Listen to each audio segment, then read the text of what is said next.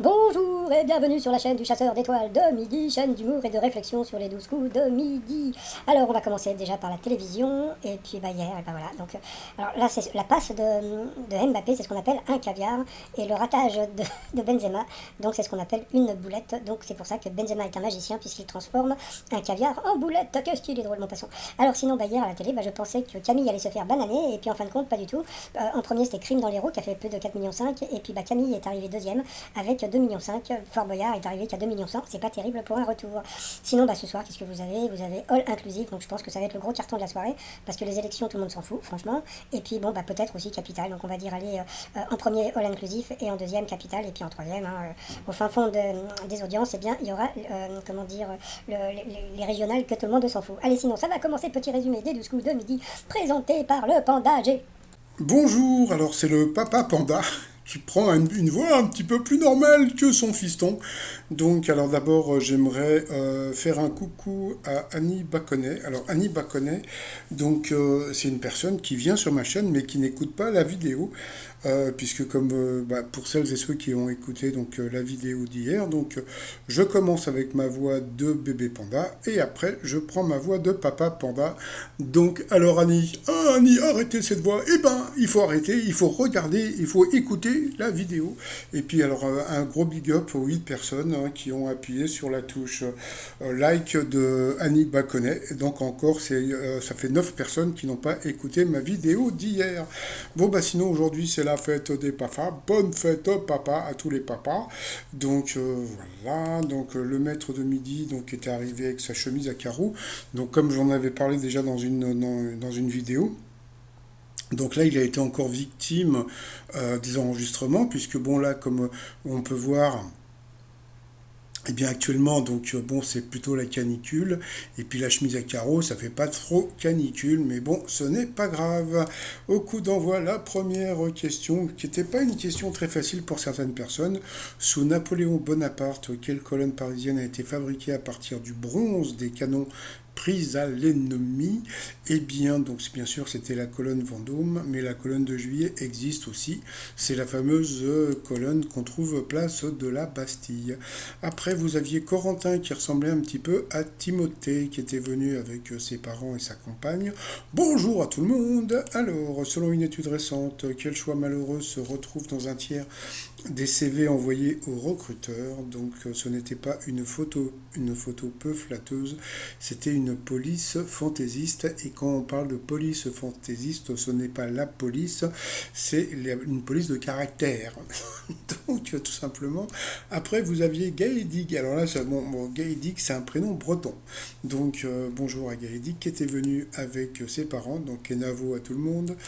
Alors, pour l'ouvrir à d'autres horizons que le football, à quelle activité artistique les parents de Kylian Mbappé l'ont-ils inscrit quand il était petit? La flûte traversière ou l'autre? Donc, c'était la flûte traversière. Donc, t'imagines Mbappé en train de souffler dans une flûte. Après, vous aviez JN, Jean-Noël, qui était chanteur professionnel, et avec son polo, son sweat surtout, on sentait qu'il allait passer à l'orange assez rapidement. Et par contre, il était venu avec sa maman, ses filles et ses neveux, donc bonjour à toute la famille.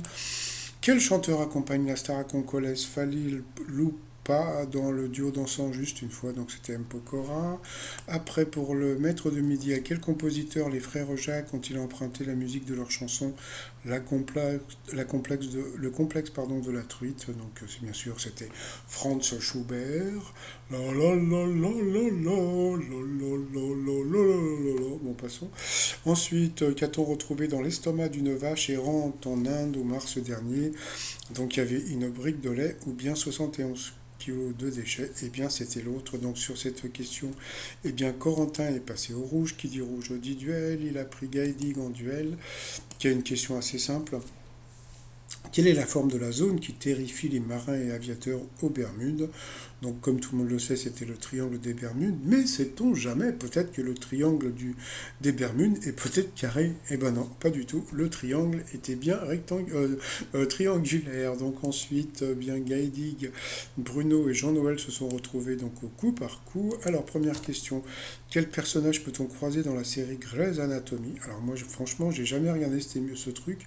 Donc la mauvaise réponse, ou l'intrus plutôt, c'était Lisa Cuddy. Donc voilà. Ensuite, quel département a une préfecture dont le nom s'écrit en quatre lettres? Eh bien, la mauvaise réponse, c'était la Meurthe-et-Moselle, pardon. Donc c'était la ville de Nancy qui fait plus de quatre lettres.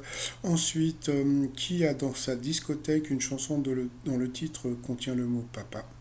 Eh bien, la mauvaise réponse était Christophe Mahé. Donc, personne n'est passé à l'orange sur cette question. Ensuite, quelle proposition correspond à un nom composé dont le premier mot est tir? Voilà. Et la mauvaise réponse, c'était un élément d'une arme à feu. Il n'y avait pas de tir, quelque chose dans l'arme à feu. Donc sur cette question, Gaïdig est passé au rouge, qui dit rouge dit duel. Et il a eu les oiseaux, les vévères, les ovaires de prendre le maître de midi en duel. Alors, bon, à votre avis, bon, il est à un jour de dépasser Paul. Est-ce qu'il va avoir une question difficile enfin? Ou va-t-il avoir encore une question de bébé? Alors vous êtes prêts? Un, 2, 3. Allez, c'est parti, qu'on rigole. À qui doit-on les tubes Aline, les mots bleus et succès fou? Ça me dit quelque chose.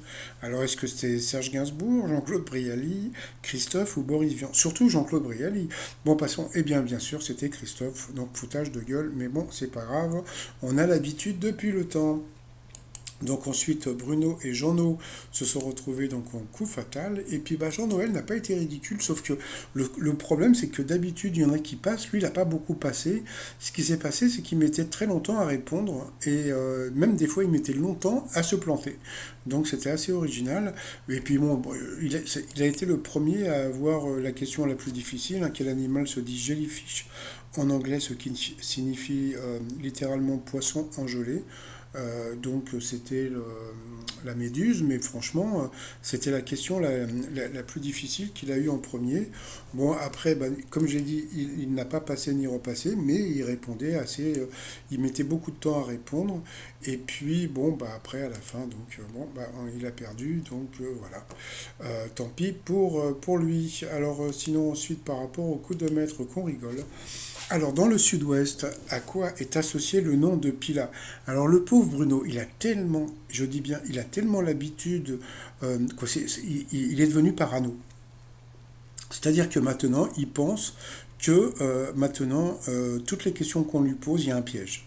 Donc là, dans le sud-ouest, à quoi est associé le nom de Pila? Alors lui, dans sa tête, il s'est dit, ah non, non, Pila, ça s'écrit P-Y-L-A. Et surtout qu'il a des amis qui sont à Bordeaux, d'accord? Bon, et en fin de compte, il est parti sur une falaise, donc bien sûr, c'était la dune, donc voilà, coup d'arrêt pour le maître de midi, là, en ce moment, il pète un câble, c'est-à-dire qu'il cherche la difficulté, il faut que Bruno se rende compte que les 12 coups de midi, c'est une émission de divertissement avec des questions de bébé pour le maître de midi, voilà, quoi, tout simplement, donc c'est pas la peine qu'il cherche le midi à 14 heures.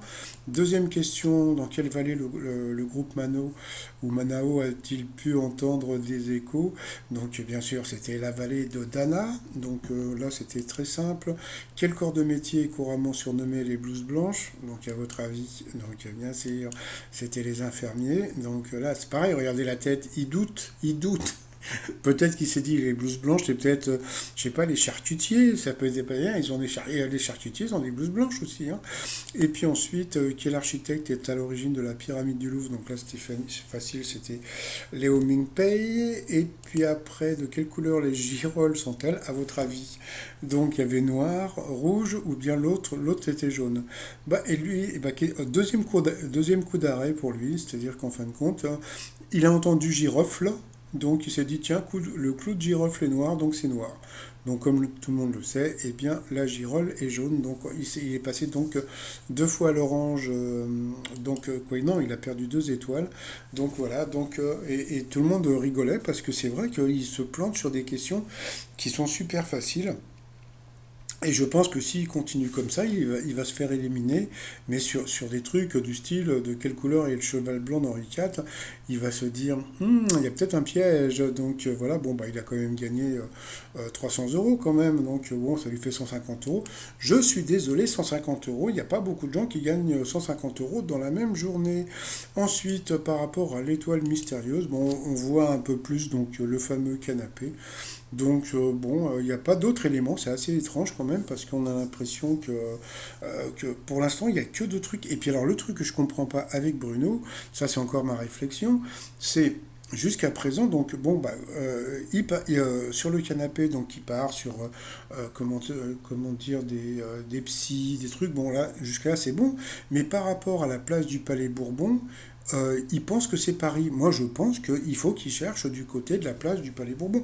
Bon, de toute façon, l'étoile a été trouvée. Je ne sais pas encore qui est dans l'étoile mystérieuse.